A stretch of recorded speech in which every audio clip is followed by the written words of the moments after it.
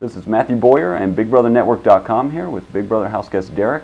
Derrick, tell Big Brother Network readers about you. Introduce yourself. Obviously, my name's Derrick. I'm 30 years old. I'm from Central Falls, Rhode Island. I'm currently a police sergeant. I've been a police officer for 10 years. I'm married. We have a beautiful 17-month-old daughter. I'm a fan of the show and a fan of Big Brother Network as well. Smart man. Okay. All right, so Derrick, how'd you get involved in casting this season? Were you first-time auditioner, repeat attempts? First-time auditioner. I've been watching the show for a few years. I just turned 30. It was kind of like, for lack of a better term, the bucket list thing. When I was like, I got to apply once. I keep saying I would do well at the show, but I never apply. Literally took my iPhone, put it on a stand, recorded a 2-minute video when it should have been 3, but I didn't know. I just recorded it, submitted it, and got a call a few months later. That's awesome. All right, so you know the game. What's your favorite part? What are you looking forward to the most? I think what I'm going to like the most is obviously the social game. I like the fact that the game involves a lot of being able to read people. And in my profession, that's what I do on a daily basis. So I think I'm going to be able to excel at that. And I'm hoping that I bring a different perspective to doing that to the people who are watching the show. Okay, so name one thing that you're going to bring to Big Brother 16 that you think no one else will. Well, I have learned a series of skills and techniques being undercover, being a police officer.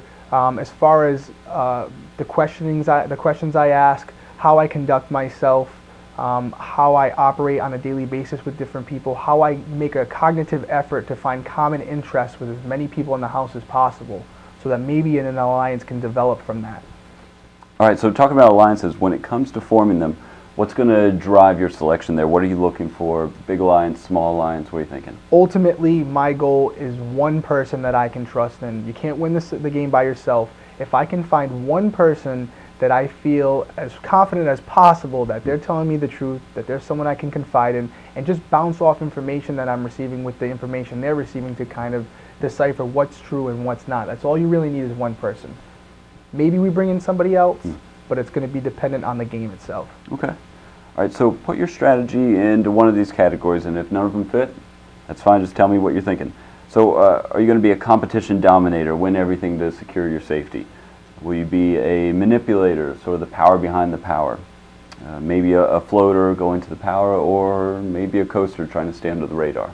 It's going to be an adaptation throughout the game. I'm definitely going to try to be a coaster at first. I want to play a social game. It's a popularity contest at first because nobody really knows what people are doing. Try to just kind of blend in with the crowd. Eventually, I would kind of like to be a manipulator behind the scenes, get as little blood on my hands as possible. And I think that kind of goes into the first part, which is you can't win too many HOHs because regardless of what you do, you're going to have somebody come off the block and be an enemy. All right, perfect segue. You've just won the first head of household competition. Will you target a big threat player or go after a smaller, not going to be missed kind of house guest? I'm going to go with somebody who has obviously not developed as many friendships in the house. I'm also going to try to go with the house consensus. I want to put it back on them. I'm going to say, hey, listen, this is what the house wants. I'm just a messenger. We're going to let the house decide who goes home, kind of like Jerry did a couple years ago. Right. Okay, so are you a Survivor fan? Did you watch? I just watched this season, to be honest with you, because of the cop that was on the and show. That's what I was going to ask you. What are you thinking? Are you going to hide that? Are you worried that other people might be thinking, hey, this is Tony 2.0, and that guy was really good at this. Is Derrick going to be? I came out here with the intention on telling people I was a cop, but obviously I've changed. I'm going to go in there, and unfortunately I want to try to play an honest and clean game. I just think there are a lot of preconceived notions out there about police officers, and maybe these people won't have them, but it's a risk to just tell it. There's no advantage to telling them I'm a cop. Okay. Only disadvantages. So instead of jeopardizing my game, I'm going to just keep that facet out of it. What are you going to tell them then? Because they're going to ask. I'm going to say I'm a Parks and Recreation coordinator. I worked in Parks and Recreations as a kid and through college in the summer program. Just essentially, there's not too many credentials that you need to be that, and not too many certifications that somebody who may have a familiarization with it could kind of gig me on it. Okay. So I want to keep it kind of, low key. Nice. All right. Okay, so high definition this year. More cameras, more mics than they've ever had before. Wherever you go, whatever you say, we will see, we will hear you. Are you ready to put your life on showcase for the next 90 days? I am. What you see is what you get with me. So I'm not too concerned about something coming out of personal opinions that I may have that I don't want the public to know.